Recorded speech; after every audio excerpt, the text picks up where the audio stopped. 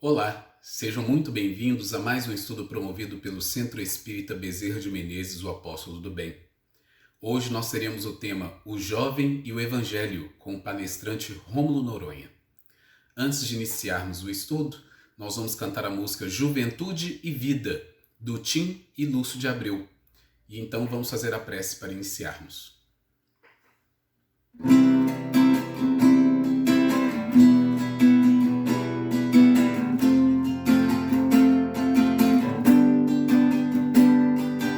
Vida na verdade é plena liberdade, enriquecida de amor. Força da vida, o bem em plenitude, os braços da juventude, garantindo uma estrada florida.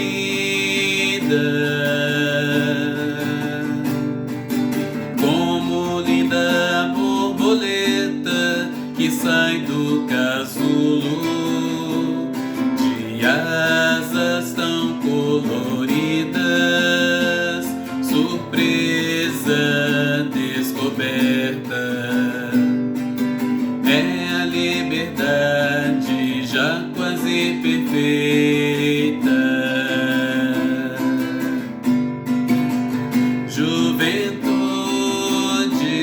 e vida, o saber namora o coração. O Pai conta com a definição de quem na verdade valoriza a vida. Juventude e vida, o saber namora o coração. O Pai conta com a definição de quem na verdade valoriza a vida. Juventude e vida, o saber namora o coração. O Pai conta com a definição de quem na verdade valoriza a vida.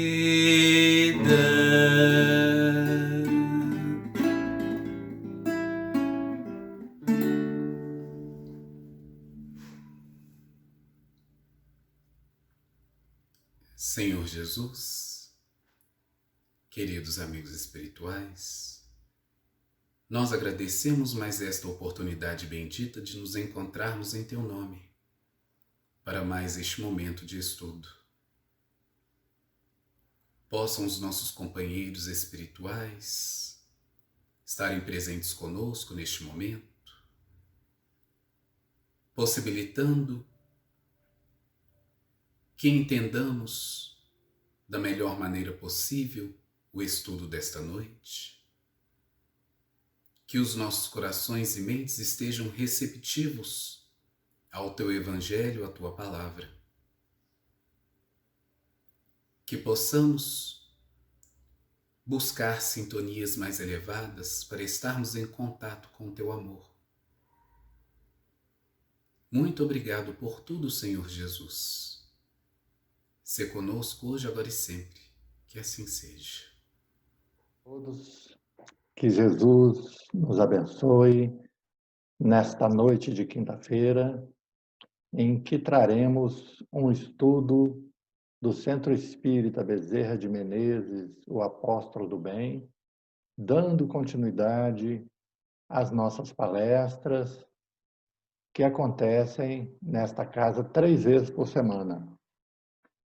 Caros irmãos, o nosso tema de hoje é dedicado ao jovem, um tema também de interesse para os pais, para as famílias, em que eu pretendo destacar que o jovem ele pode ser também um valioso colaborador do Evangelho. Mesmo que esse jovem esteja envolvido com aquelas ocupações próprias da juventude, os interesses naturais que surgem nesta época, quais sejam o namoro, o estudo, a formação profissional, a iniciação no trabalho, a constituição de família, o espírito que se encontra nessa fase da juventude pode e deve ser um trabalhador do Evangelho. Por isso, o nosso propósito com a elaboração deste estudo é mostrar que o próprio Evangelho está repleto de exemplos de jovens que se tornaram valiosos colaboradores do Cristo. Caros amigos, a comunidade cristã de Antioquia foi a primeira cidade situada fora de Jerusalém a abrigar uma igreja. Para aquela cidade, Simão Pedro enviou Barnabé. Como a comunidade crescia, cresciam também os problemas. Então, Barnabé solicitou a ajuda de Saulo. Foi assim que, num belo dia, Saulo teve a grata alegria de receber em Tarso, onde era tecelão, a visita do seu amigo Barnabé, que vinha buscá-lo em nome de Jesus para a comunidade de Antioquia. A gente sabe que Saulo, após os eventos marcantes da sua vida, daquele seu encontro com o Cristo às portas de Damasco, ele realizou todo um trabalho para se transformar. Ele ficou durante 3 anos no deserto, meditando acerca do Evangelho. Então, Saulo, recebendo este convite, esse chamado de Barnabé, ele não hesitou um instante e seguiu o amigo. E, em breve, estava integrado na pacífica e florescente comunidade de Antioquia. Ali, Saulo conheceu Tito, o primeiro personagem que trazemos na noite de hoje. Quando Tito era ainda um menino. Foi ali também, em Antioquia, que um dia apareceu um jovem médico desejoso de saber o que se passava naquela curiosa comunidade. Chamava-se Lucas. Estas são cenas simples, de gente humilde, mas de repercussões cósmicas. E os personagens que eu irei trazer são gigantes. Simão Pedro, Barnabé, Saulo, que depois se transformaria em Paulo, Tito e, por fim, Lucas, o evangelista. E mudaram a nossa história naqueles dias. Em Antioquia, Saulo, o futuro apóstolo Paulo de Tarso, conheceu Tito, ainda nos primeiros tempos da sua associação com Barnabé. Tito vinha das fileiras pagãs e, apesar de contar com apenas 20 anos incompletos, ele representava, na igreja de Antioquia, uma das mais lúcidas inteligências a serviço do Senhor. Desde a vinda de Tarso, Tito se afeiçoou a Paulo como a um irmão generoso. Tito percebia em Paulo aquela índole laboriosa. Paulo ensinara-lhe o ofício de tapeceiro. E foi ele o seu substituto na tenda humilde por todo o tempo que durou a primeira missão. Quando Paulo foi a Jerusalém, ele deliberou levar Tito consigo. Era Saulo ainda, o seu nome. O rapaz seria, no futuro, um expoente do poder renovador do Evangelho. Certamente, quando Tito falasse na reunião com os apóstolos, ele surpreenderia os mais doutos com seus argumentos, que tinham muita profundidade. Observando que os representantes de Antioquia se faziam acompanhar por um jovem, o apóstolo Tiago, então, foi se adiantando e perguntou, mais ou menos assim: irmãos, seria justo que a gente soubesse quem é o rapaz que vocês trazem a esse cenáculo discreto. A nossa preocupação está fundamentada na tradição, que manda examinar qual a origem, qual a procedência da juventude, a fim de que os serviços de Deus não sejam perturbados. Então, Paulo o apresentou assim: este é o nosso valoroso colaborador de Antioquia. Chama-se Tito e representa uma das nossas grandes esperanças na seara de Jesus Cristo. O apóstolo Tiago olhou para Tito sem surpresa e tornou a perguntar: é filho do povo eleito? Tiago queria saber se ele era judeu. É descendente de gentios, respondeu o ex-rabino. E Tiago prosseguiu: circuncidado? Não, foi a resposta. E esse não de Paulo foi dito assim com um certo enfado. Já estava meio aborrecido com aquelas exigências. Então, quando ouviu a negativa, o apóstolo Galileu esclareceu em tom firme: penso, então, que não será justo admiti-lo na Assembleia, porque ele não cumpriu todos os preceitos. Então, por sugestão de Pedro e a contragosto de Paulo, Tito foi circuncidado, para que pudesse ser admitido àquela Assembleia. Em seguida, a pedido de Paulo, Tito falou, então, profundamente comovido com a interpretação dos ensinamentos do Cristo. E mostrou possuir formosos dons de profecia, que causaram admiração nos seus ouvintes. O próprio Tiago o abraçou mais de uma vez durante essa fala do jovem Tito. Paulo trata Tito com grande carinho e amizade. E na segunda epístola aos Coríntios, Coríntios 2, versículo 13, ele o chama de irmão e verdadeiro filho segundo a fé. Olha que expressão bonita. Verdadeiro filho segundo a fé. Então, o jovem Tito prestou relevantes serviços à igreja de Corinto e ajudou consideravelmente na tarefa de coleta, também em favor da igreja de Jerusalém.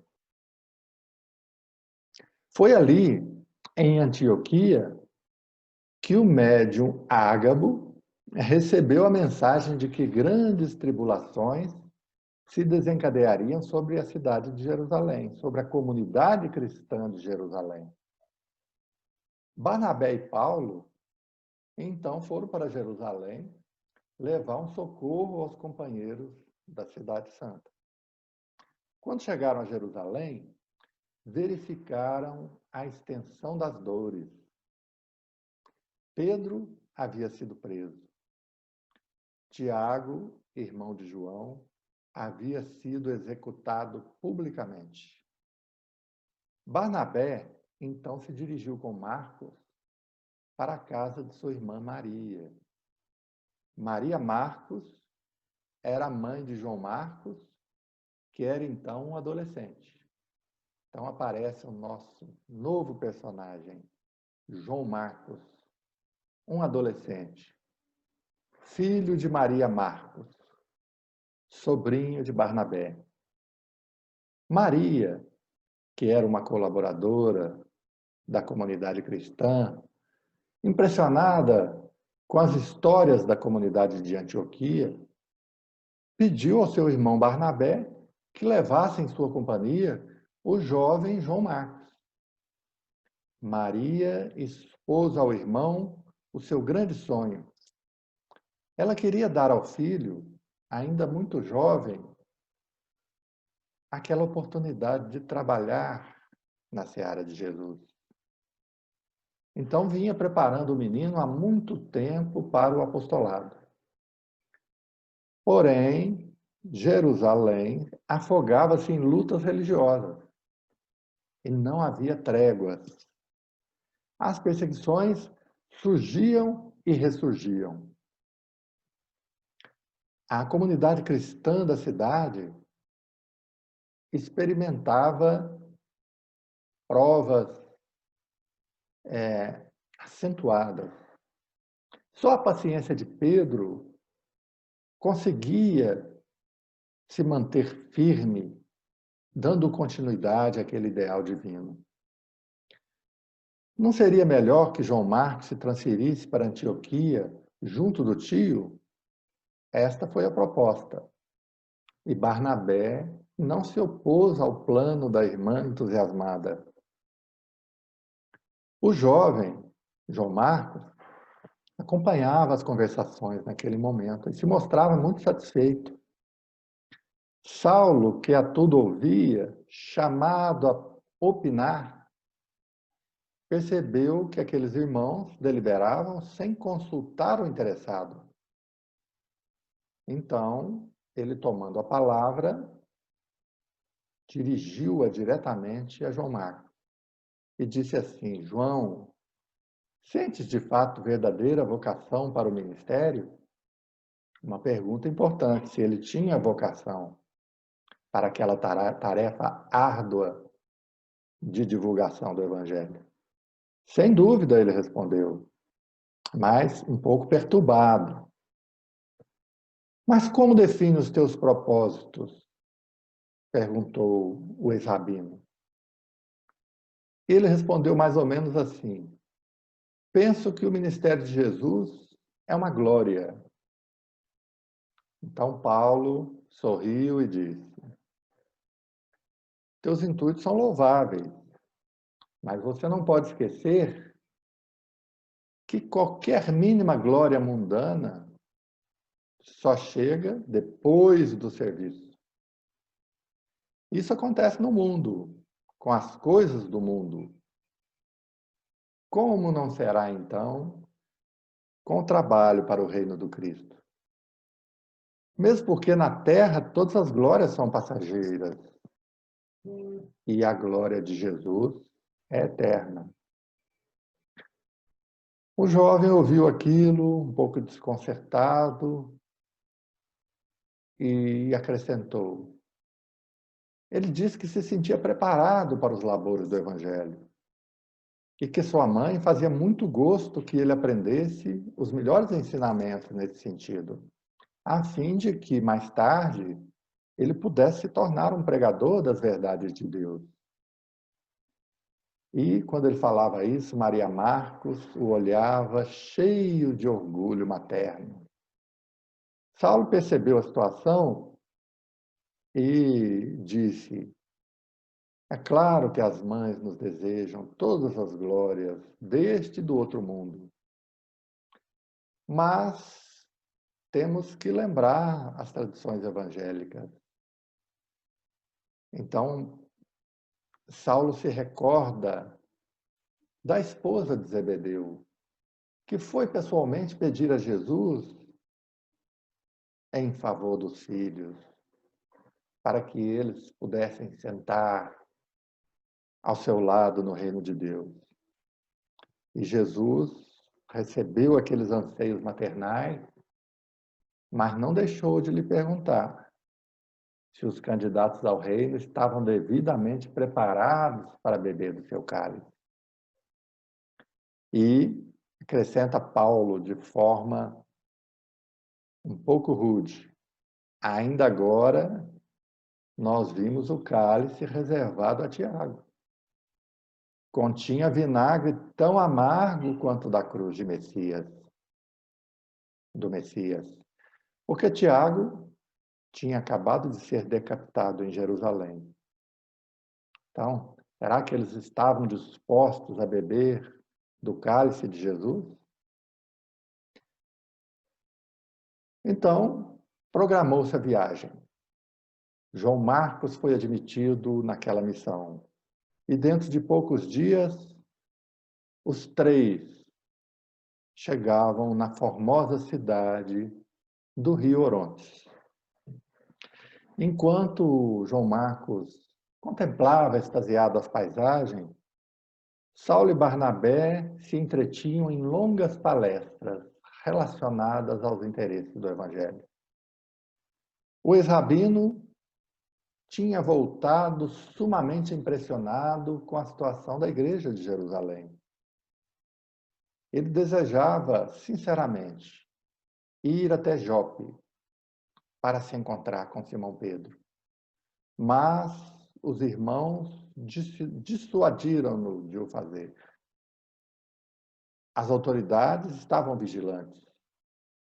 A morte do apóstolo Tiago era muito recente.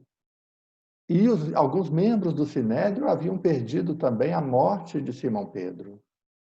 Qualquer passo em falso no caminho de Jope poderia dar uma oportunidade aos tiranos, aos emissários de Herodes. Então a missão permaneceu em Nea Parfos por alguns dias, com muito trabalho. João Marcos colaborava com os recursos que estavam ao seu alcance. Mas, de vez em quando, Barnabé o surpreendia entristecido, queixoso. João Marcos, sem dúvida, não esperava encontrar tanto trabalho. O rapaz, no entanto, não conseguia esconder a sua contrariedade. Além disso, como fiel observador do judaísmo que ele era, apesar da paixão pelo evangelho da sua mãe, ele sentia grandes escrúpulos, porque ele via que o tio e o missionário estavam em busca dos gentios. João Marcos desejava servir a Jesus, sim, de todo o coração, mas não podia distanciar o mestre das tradições do berço. Então, enquanto eles lançavam as sementes em Chipre, depois de muito confabularem, Paulo e Barnabé resolveram estender a missão aos povos da região da Panfilha. E João Marcos ficou escandalizado com aquilo que ele via acontecer. Ele dizia assim: mas o que fazermos com essa gente tão estranha? Eram gentios. À noite, Barnabé, preocupado, procurou Saulo e expôs as intenções do sobrinho. O rapaz resolvera regressar a Jerusalém. E, de qualquer modo, o apóstolo ouviu calmamente aquelas explicações e sabia que não podia se opor àquela decisão. Dali a 2 dias, eles se despediam do filho de Maria Marcos. E Paulo o abraçou sem alegria e falou em tom de advertência, muito serena: Deus te abençoe e te proteja. Não te esqueças de que a marcha para o Cristo é feita igualmente por fileiras. Todos devemos chegar bem. Entretanto, os que se desgarram têm de chegar bem por conta própria. E o jovem respondeu envergonhado: sim, procurarei trabalhar e servir a Deus de toda a minha alma. Fazes bem e cumprirás teu dever assim procedendo. Então Paulo disse a ele: lembra-se de que quando Davi esteve ocupado, foi fiel ao Todo-Poderoso. Mas quando descansou, ele se entregou ao adultério. E com Salomão foi a mesma coisa. Enquanto ele se ocupava dos pesados serviços da construção do Templo de Jerusalém, ele foi puro na fé. Mas quando ele se entregou ao repouso, ele foi vencido pela devassidão. Então, Paulo disse a ele, com tantos exemplos, será útil que não venhamos nunca a descansar. Uma advertência que vale para todos nós hoje, né? Para a gente fugir da ociosidade. Então, o sobrinho de Barnabé partiu, tocado por essas palavras, que ele sempre levaria consigo. Mais tarde, a igreja de Antioquia estava numa posição de dificuldade. Aquela igreja que outrora fora um local de muita união, de muita confiança entre os trabalhadores, de muitas maravilhas que eram realizadas ali através da mediunidade, profetismo dos primeiros tempos do cristianismo. Ali, naquele momento, cada um doutrinava do seu ponto de vista pessoal. Os gentios eram tratados com zombaria. Havia até movimentos dentro da igreja que eram a favor da circuncisão. Aquele combate de ideias em que uma parte dos judeus defendia que antes de se tornarem cristãos, eles tinham que ser circuncidados primeiro. Então, Paulo e Barnabé, fortemente impressionados com essa situação, combinaram um recurso extremo. Eles resolveram convidar Simão Pedro para uma visita pessoal à Antioquia. Então, Paulo e Barnabé não cabiam em si de contentes.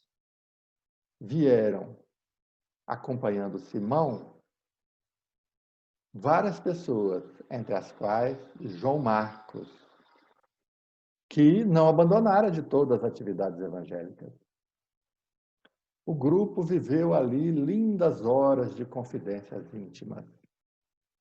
A propósito das viagens missionárias que eram ali relatadas pelo ex-rabino.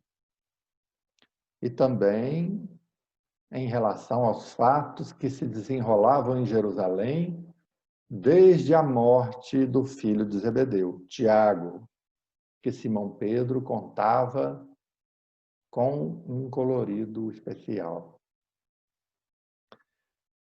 A pedido da sua irmã, Barnabé dispusera-se a aceitar a contribuição de João Marcos, tentando adaptá-lo novamente ao serviço do Evangelho. Simão Pedro aceitou, considerando a boa intenção. Era uma nova tentativa, enfim, de engajar o jovem no trabalho do mestre. Mas Paulo, que desconfiava de tudo quanto pusesse em risco a gigantesca tarefa, não viu com bons olhos a inclusão de Marcos. Mas não se magoou. Ele acolheu a resolução de Barnabé, um tanto admirado. Quando João Marcos chegou, ele o abraçou afetuosamente e esperou que o discípulo de Pedro se pronunciasse quanto ao seu futuro. O grupo contava também com Silas, Barsabás e João Marcos. E João Marcos pôs-se a caminho para Antioquia, buscando as melhores disposições de harmonia. No caminho, eles se revezavam na tarefa de pregação das verdades eternas. Anunciavam o reino de Deus e faziam curas por onde passavam. Quando chegaram ao destino, em Antioquia, com grandes manifestações de júbilo da gentilidade daquela cidade, Paulo expôs a eles o propósito de voltar às comunidades cristãs já fundadas, estendendo aquela excursão evangélica por outras regiões. Aquelas regiões onde o cristianismo ainda não fosse conhecido. O plano foi aprovado por todos.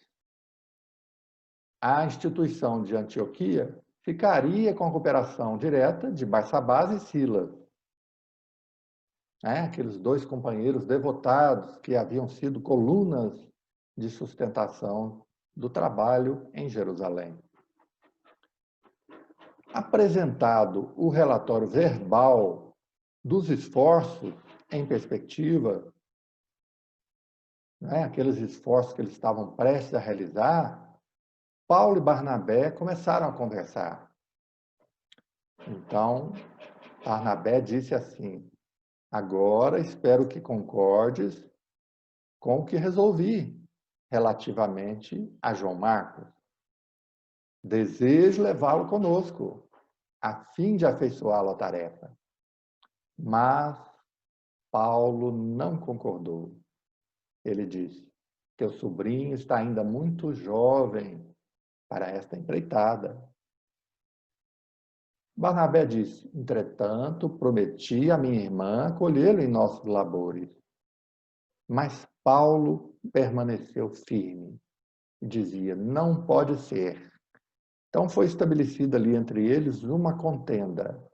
E como Paulo se mantivesse firme e não se deixou convencer, ele dizia que a readmissão de João Marcos não era justa.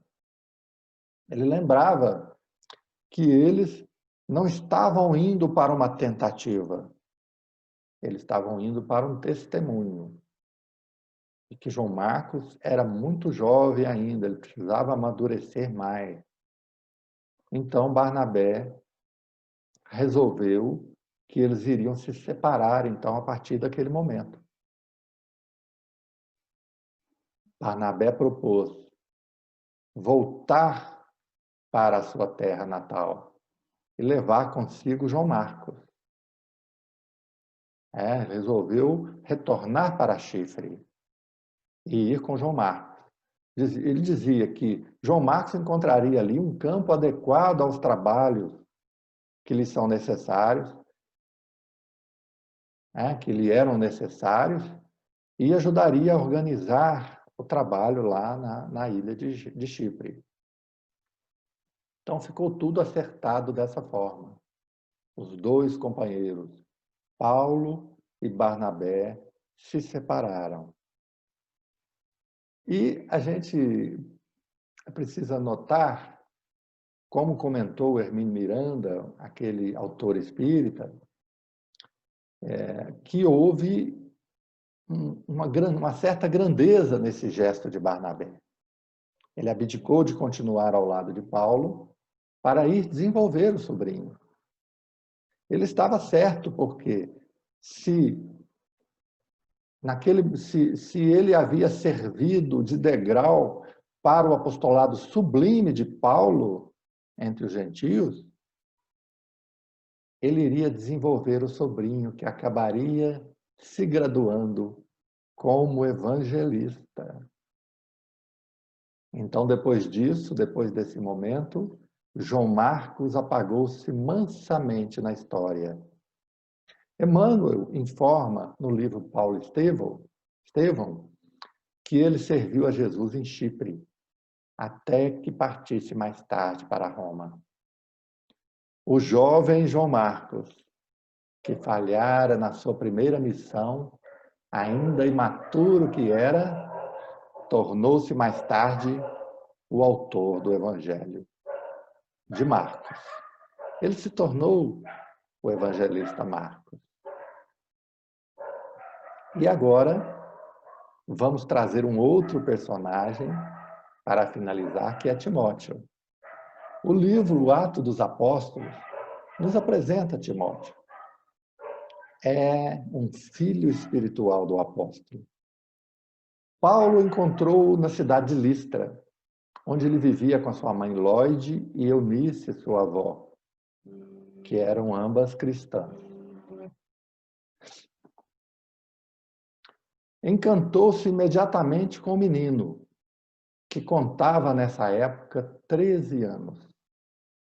Era um garoto sério, inteligente e dedicado ao estudo dos textos tradicionais.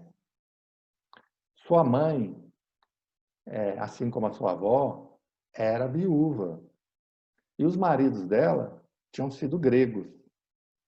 Então, quando houve em Listra aquele grande tumulto, quando Paulo é barbaramente espancado e apedrejado pela turba, Timóteo foi quem socorreu, né? Paulo estava atirado ao lixo e Timóteo, aflito, reanimou com um pouco de água que ele trouxe no seu gorro e com palavras de afeto e solidariedade. Mais tarde, Paulo tomaria como companheiro de suas andanças e depois como um dos seus principais emissários e cooperadores. Ele serviria ao cristianismo em muitas frentes, mas sempre ligado ao amigo e mestre, que o trata com um carinho comovedor. Porque, apesar das suas rudezas, né, aparentes, Paulo sempre foi um coração terno, afetuoso, profundamente humano. E a literatura cristã deve a essa amizade puríssima duas das suas mais belas páginas, a primeira e a segunda epístolas a Timóteo.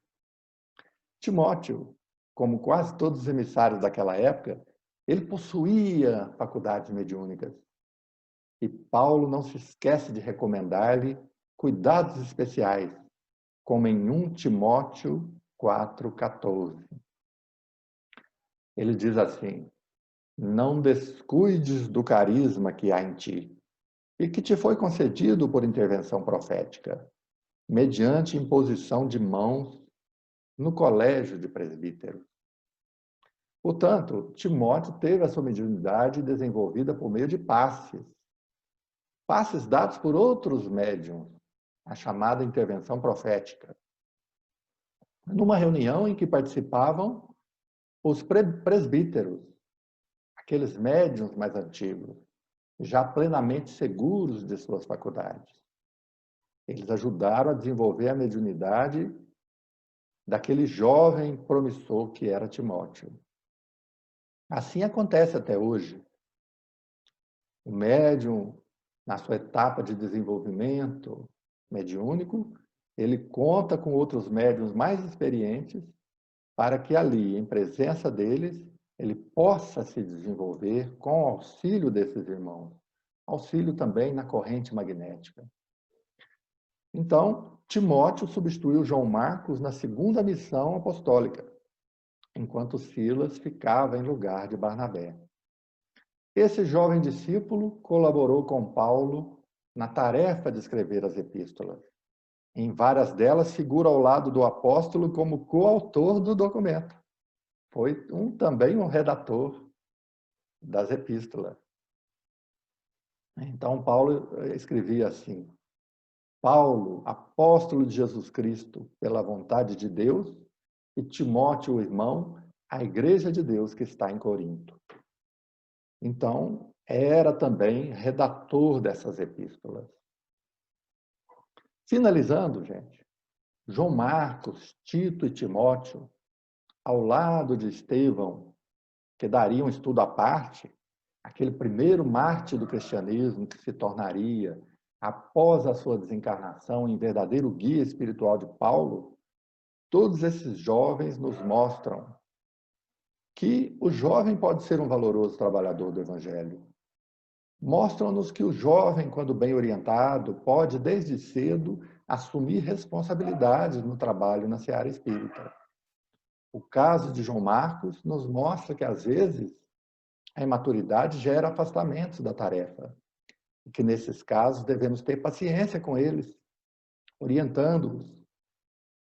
que, mesmo afastados, eles se mantenham de alguma forma a serviço de Jesus. Mostra-nos também que não é necessário esperar muito para convidá-los ao estudo e trabalho da mediunidade, pois podem ser médios valiosos, como Tito. E se hoje os jovens querem alcançar posições de responsabilidade bem mais cedo no seu trabalho profissional, na mediunidade também as possibilidades de trabalho estão se abrindo bem mais cedo para eles, né? Devem sim, os familiares devem orientar nesse sentido de encaminhá-los, quando portadores da faculdade mediúnica, para os trabalhos de estudo, inicialmente, da mediunidade. Que Jesus nos abençoe e até uma próxima oportunidade. Senhor Jesus, nós só podemos agradecer por mais esta oportunidade, por mais este estudo, pela Casa de Bezerra de Menezes, o Apóstolo de Bem, que nos tem possibilitado estes encontros, estes estudos, estes momentos de reflexão, de elevação de nossas mentes, nossos pensamentos, nossos sentimentos, de renovação de nossas energias, de reequilíbrio espiritual, do amparo que temos recebido incessantemente de Bezerra de Menezes e sua equipe de trabalhadores incansáveis. Possam todos eles receber de Ti, Senhor Jesus, o amor, o amparo, a proteção, o incentivo constante às obras de assistência e beneficência que eles têm operado, especialmente nestes momentos conturbados pelos quais passamos. Muito obrigado por tudo, querido Mestre. Que assim seja.